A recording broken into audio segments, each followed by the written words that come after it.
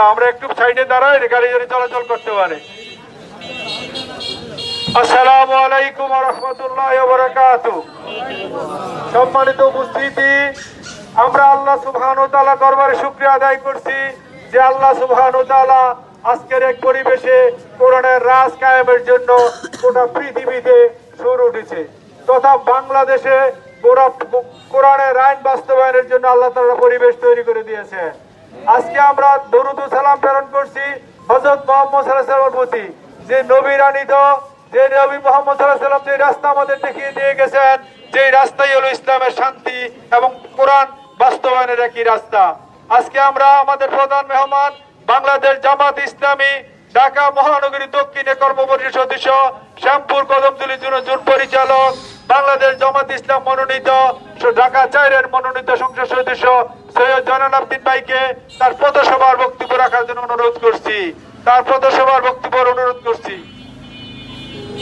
আসসালামু আলাইকুম ওয়া রাহমাতুল্লাহ। আলহামদুলিল্লাহি রাব্বিল আলামিন, আসসালাতু ওয়াসসালামু আলা সাইয়্যিদিল মুরসালিন ওয়া আলা আলিহি ওয়া সাহবিহি আজমাইন। গণমানুষের সংগঠন, মুসলিম সংগঠন বাংলাদেশ জামাত ইসলামী ঢাকা মহানগরীর কদমতলী পূর্ব থানা কর্তৃক আয়োজিত আজকের এই পথসভার সম্মানিত সভাপতি, অত্র থানার সম্মানিত আমির, ঢাকা মহানগরী মজলিস শুরার সদস্য ইঞ্জিনিয়ার জসিমউদ্দিন ভাই,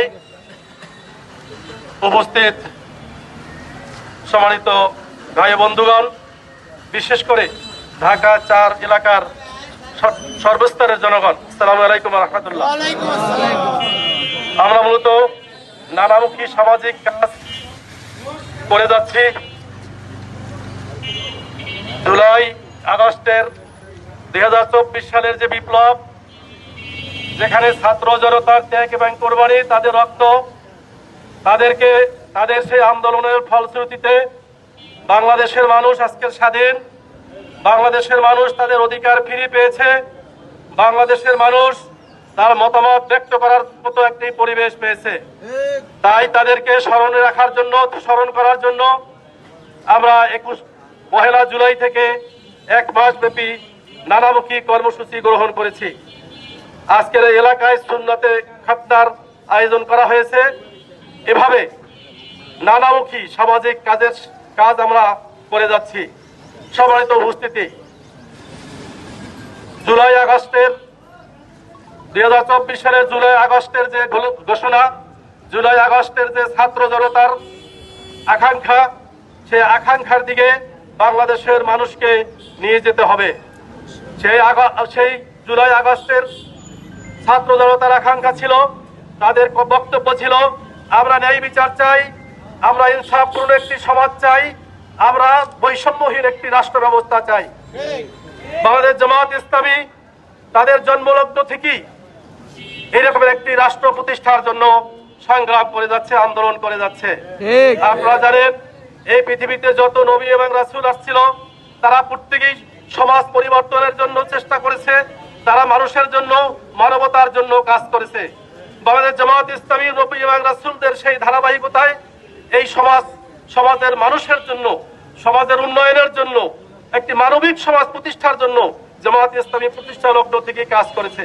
কিন্তু আমাদেরকে প্রকাশ্যে কাজ করার সুযোগ দেওয়া হয়নি, আমাদেরকে আমাদের কাজের প্রতিবন্ধকতা সৃষ্টি করা হয়েছে, নানামুখী অপবাদ আমাদের বিরুদ্ধে চালানো হয়েছে, আমাদের উপরে অত্যাচার নির্যাতন করা হয়েছে, আমাদেরকে জেল জুলুমে নির্যাতন করা হয়েছে, আয়নাঘর তৈরি করে আমাদের উপরে অত্যাচার করা হয়েছে, আমাদের নেতৃবৃন্দকে হক কথা বলার কারণে ফাঁসিতে পর্যন্ত যেতে হয়েছে। কিন্তু বাতিলের কাছে আমাদের নেতৃবৃন্দ, আমাদের জনশক্তিরা কোনো অবস্থাতেই আপোষ করেনি, পিছপা হয়নি। আমরা হক প্রতিষ্ঠার জন্য সব সময় আমরা সর্বোচ্চ ত্যাগ স্বীকার করতে রাজি আছি, আমরা জীবনের সবকিছু ত্যাগ স্বীকার করতে রাজি আছি। কিন্তু এই সমাজে যে বৈষম্য রয়েছে, যে সমাজের ভিতরে যে অন্যায় রয়েছে, অত্যাচার রয়েছে, সবকিছুকে আমরা দূর করার জন্য প্রস্তুত। সুতরাং জামাত ইসলামী আমাদের জন্মলগ্ন থেকে আমরা এই সমাজ পরিবর্তনের জন্য কাজ করছি। আমরা আগামীতেও ছাত্র জনতার যে আকাঙ্ক্ষা, সে আকাঙ্ক্ষার বাংলাদেশ, তাদের স্লোগান ছিল উই ওয়ান্ট জাস্টিস, আমরা ন্যায় বিচার চাই, আমরা বৈষম্যহীন একটি সমাজ চাই।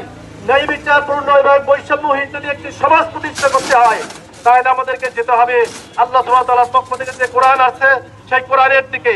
আমাদেরকে যেতে হবে মুহাম্মদ রাসূলুল্লাহ সাল্লাল্লাহু আলাইহি সাল্লামের আদর্শের দিকে। বাংলাদেশ জামাত ইসলামী কোরআনের ভিত্তিতে মুহাম্মদ রাসূলুল্লাহ সাল্লাল্লাহু আলাইহি সাল্লামের আদর্শের অনুকরণে একটি ইনসাফপূর্ণ সমাজ প্রতিষ্ঠার জন্য কাজ করছে। আসুন আগামীতে যে নির্বাচন হবে, স্থানীয় সরকার নির্বাচন, জাতীয় নির্বাচন, সকল নির্বাচনের ক্ষেত্রে আল্লাহর আইনের পক্ষে নবী মুহাম্মদ রাসূলুল্লাহ সাল্লাল্লাহু আলাইহি ওয়াসাল্লামের আদর্শের পক্ষে যারা কথা বলবে তাদেরকে আপনারা ভোট দিবেন, তাদেরকে সহযোগিতা করবেন, এই আশাবাদ ব্যক্ত করে আমি আমার কথা এখানে শেষ করছি।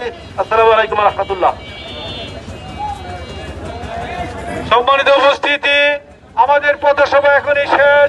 আপনারা একটা কথা খেয়াল রাখবেন, বাংলাদেশে আজকে একটা স্বৈরাচারী সরকার বিদায় নিয়েছে। কিন্তু আপনারা জানেন একজন লোক ছিল, উনি কাপড় চুরি করতেন। তো সে যখন তার বাপ মারা গেল, ভদ্রলোক, তখন ওই চোর মারা যাওয়ার পর তার ছেলে চিন্তা করলো যে কাপড় চুরি করলে হবে না। তার ছেলে কাপড় চুরি করে নাই, লাশ উঠে না রাস্তায় চৌরাস্তায় দাঁড়া করে রাখতো। বাংলাদেশে আজকে চাঁদাবাজির অবস্থা এরকম হয়ে গেছে, কাপড় চুরি করতো যে চোরা, কিন্তু লাশ কবরে রাখতো। কিন্তু এখন চাঁদাবাজরা এমন ভাবে ল্যাংটা করে দিচ্ছে বাংলাদেশকে, আমাদেরকে সতর্ক হতে হবে কাপড় চোরা লাশের মতন। আমরা এই জন্য আজকে সিদ্ধান্ত নিতে হবে, ইসলামের পক্ষে আমাদেরকে রায় দিতে হবে। এই রায় আমাদের বাংলাদেশের শান্তি, স্বৈরাচার, চাঁদাবাজ, টেম্পু দখল, স্ট্যান্ড দখল সবকিছু বন্ধ করা সম্ভব হয়। আসুন আমরা এই সিদ্ধান্ত নিয়ে আজকের আমরা পথসভা এখানে সমাপ্ত ঘোষণা করছি। আসসালামু আলাইকুম ওয়া রাহমাতুল্লাহি ওয়া বারাকাতুহু।